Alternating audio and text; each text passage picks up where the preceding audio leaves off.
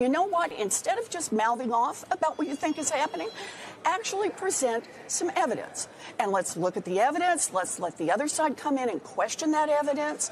But you don't just get to lip off and say, and therefore the king gets to wave his magic wand and say, off with your head. Doesn't the government determine where federal tax dollars go?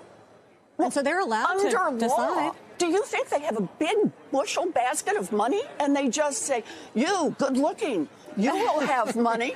You, not so good looking, you're going to have to go hungry for a while. That's not how it works. Let's just do Con Law 101, and that is Congress writes those laws and allocates that money.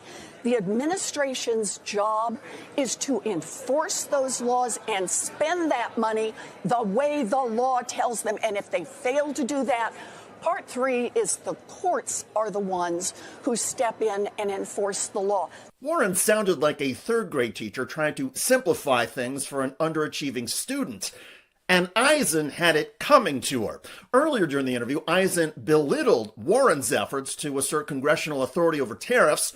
Eisen claimed, inaccurately, that Congress doesn't have that power, prompting Warren to rip her apart.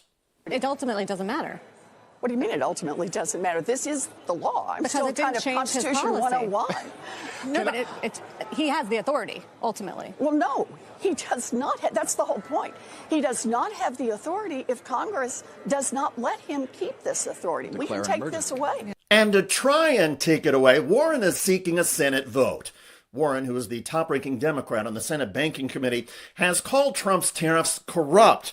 She points out that Trump initially said there would be no tariff exceptions. Then, after Trump spoke with Apple CEO Tim Cook and made what Trump described as a great deal, the Trump administration exempted iPhones from the import taxes. All of a sudden, great deal available for Tim Cook. Tim Cook, who, by the way, put $1 million. It's a great deal available for Americans who have to buy iPhones. No, it is a great deal for one company. But how many of the competitors now get hurt? In fact, I'd like to know what else goes on in this deal. Is it that Tim Cook and his interests get protection, but any of his competitors, I don't know, do they get a higher interest rate? What happens to them?